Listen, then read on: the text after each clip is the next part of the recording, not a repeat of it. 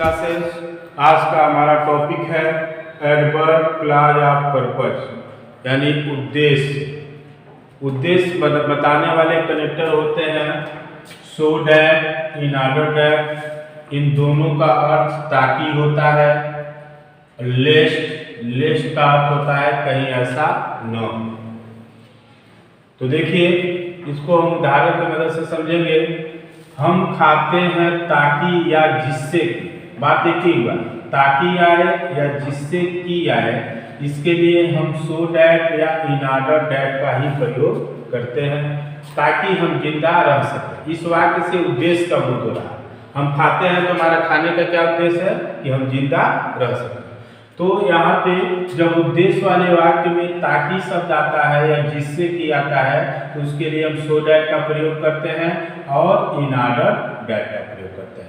और जब so that और इन ऑर्डर डैट का प्रयोग होता है तो उसके साथ जो है मे या माइट का हम प्रयोग करते हैं। अभी इसको समझ में, अभी आप इसे जो उदाहरण की मदद से समझेंगे। जैसे हमारा पहला उदाहरण है हम खाते हैं, तो हम खाते हैं यह हमारा प्रेजेंट इंडेफिनिट टेंस है, तो हम की अंग्रेजी हो गई वी और खाते हैं का हो गया ईट। अब ताकि आए या जिससे की आए इसके लिए हम लगाते हैं सो डैट। इसके लिए हम लगाते हैं सो डैट हम जिंदा रह सके। तो जब सो डैट होता है तो सो डैट वाले वाक्य में या तो मे का प्रयोग होता है या तो माइट का प्रयोग होता है। तो कब मे का प्रयोग करेंगे और कब माइट का प्रयोग करेंगे इस चीज को आप देखेंगे। जब आपका यह प्रिंसिपल क्लॉज प्रेजेंट में होगा, जब आपका प्रिंसिपल क्लॉज प्रेजेंट में होगा तो आप जो है मे का प्रयोग करेंगे, और जब आपका यह प्रिंसिपल क्लॉज पास्ट टेंस में होगा तब आप माइट का प्रयोग करेंगे। तो यहाँ पे हम खाते हैं, यह प्रिंसिपल क्लॉज आपका प्रेजेंट टेंस में है, इसीलिए सो डैट वाले वाक्य में सब ऑर्डिनेट क्लॉज में आप जो है मे का प्रयोग करेंगे। तो हम खाते हैं ताकि हम जिंदा रह सकें, इसका सब्जेक्ट हम है तो वी हो गया। अब यह प्रिंसिपल क्लॉज प्रेजेंट में है इसीलिए हम प्रयोग करेंगे मे का। उसके बाद से क्रिया लिखेंगे तो जिंदा रहना का लिव, वी में लिव, अंतिम हो जाएगा फुल स्टॉप। यह सो डैट से जो वाक्य बनता है यह एडवर्ब क्लॉज है और इसी को, और यह कॉम्प्लेक्स सेंटेंस में आता है। एडवर्ब क्लॉज है और यह कॉम्प्लेक्स सेंटेंस में आता है। दूसरा देखेंगे, हम लोग वहां बार बार जाते हैं ताकि या जिससे कि हम उसकी खैरियत जान सकें। तो हम लोग की अंग्रेजी हो गई वी, वहां बार बार जाते हैं यह भी प्रेजेंट इंडेफिनिट है तो वी गो।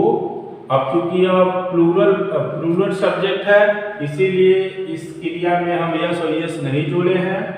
गो देयर, वहां की अंग्रेजी देयर, बार बार का अगेन एंड अगेन, हम वहां बार बार जाते हैं ताकि या जिससे कि, इसके लिए हम प्रयोग करेंगे सो डैट। आप इसके स्थान पे इन ऑर्डर डैट का भी प्रयोग कर सकते हैं।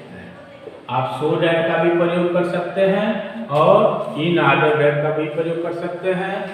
फिर हम उसकी खैरियत जान सकें, इसका सब्जेक्ट है हम, तो हम का हो गया वी। आप यहाँ देख सकते हैं कि हमारा प्रिंसिपल क्लॉज प्रेजेंट में है इसीलिए सब ऑर्डिनेट क्लॉज में मे का प्रयोग करेंगे। वी में नो, जानना का हो गया नो, उसकी खैरियत, हर कंडीशन, आप यहाँ हिज कंडीशन भी लिख सकते हैं। कंडीशन मतलब खैरियत या स्थिति या पोजीशन। वह कठिन परिश्रम किया ताकि प्रथम पुरस्कार जान सके, तो वह कठिन परिश्रम किया, यह आपका है पास्ट इंडेफिनिट टेंस, तो बनाएंगे ही। फिर है परिश्रम किया, कठिन परिश्रम करना का हो जाएगा worked hard, past indefinite tense है इसीलिए क्रिया का सेकेंड फॉर्म है। ही वर्क हार्ड, वो कठिन परिश्रम किया। ताकि के लिए आप लिखेंगे सो डैट। आप यहाँ देखेंगे कि प्रिंसिपल क्लास पास्ट इंडेफिनिट में है, पास्ट टेंस में है, इसीलिए सो डैट के साथ हम माइट का प्रयोग करेंगे। और यहाँ पर जो है ये प्रिंसिपल क्लास प्रेजेंट में है, इसमें भी प्रिंसिपल क्लास प्रेजेंट में है, इसीलिए सो डैट के साथ मे का, यहाँ पर भी सो डैट के साथ मे का, और यहाँ पर जो है ये प्रिंसिपल क्लास पास्ट में है, इसीलिए सो डैट के साथ जो है हम माइट का प्रयोग करेंगे। तो ही, अब इसका भी करता ही है, हम वह कठिन परिश्रम किया ताकि प्रथम पुरस्कार जीत सके, ताकि वह प्रथम पुरस्कार जीत सके, इसीलिए ही माइट। अब यहाँ पे माइट क्यों लगा है? क्योंकि प्रिंसिपल क्लास पास्ट में, इसीलिए सबऑर्डिनेट क्लास में हम जो है माइट का प्रयोग करेंगे। ही माइट विन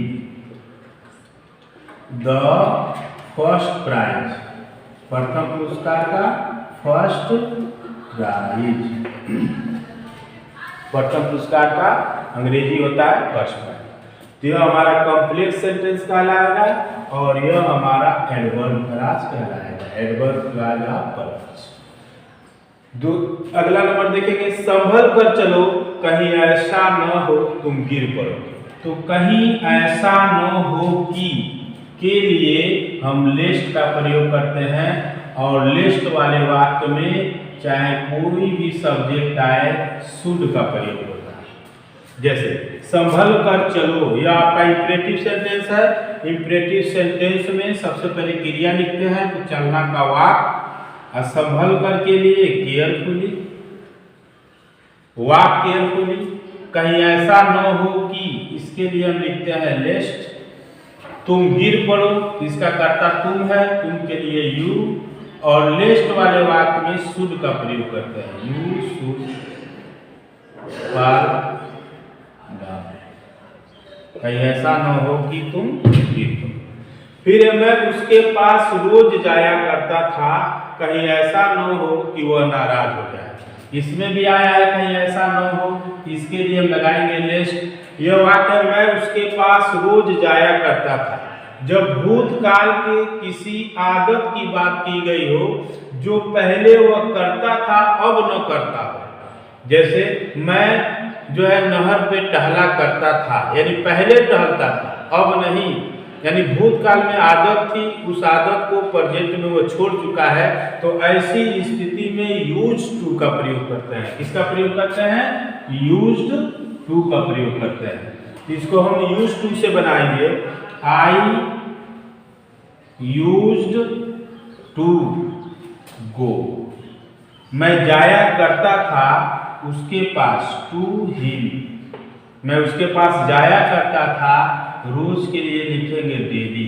मैं उसके पास रोज जाया करता था, कहीं ऐसा न हो लेस्ट, कहीं ऐसा न हो वह नाराज हो जाए। ही, हम जानते हैं लेस्ट वाले वाक्य में शुड का प्रयोग करते हैं, ही शुड। इसमें क्रिया है होना, नाराज होना, होना क्रिया है, इसीलिए लिखेंगे बी, और नाराज का होगा एंग्री, नाराज का हो जाएगा एंग्री। यानी मैं उसके पास रोज जाया करता था, कहीं ऐसा न हो कि वह नाराज हो जाए। तो बच्चों, आज का वीडियो जो है एडवर्ब क्लॉज ऑफ पर्पस पर था, और एडवर्ब क्लॉज ऑफ पर्पस के कनेक्टर होते हैं so that, in order that. इसका अर्थ होता है ताकि, सो डैट, इन ऑर्डर डैट वाले वाक्य में मे या माइट का प्रयोग होता है, लिस्ट वाले वाक्य में शुड का प्रयोग होता है। यह बहुत ही इंपॉर्टेंट टॉपिक है। सो डैट के साथ मे और माइट का प्रयोग और लिस्ट के साथ शुड का प्रयोग, इसको जो है आपको याद रखना होगा। और इस वीडियो को आप जो है शुरू से लेकर अंत तक देखें और इसे समझने का प्रयास करें। अगर वीडियो आपको अच्छा लगता है तो आप इसे लाइक करें, सब्सक्राइब करें, शेयर करें, कमेंट करें। धन्यवाद।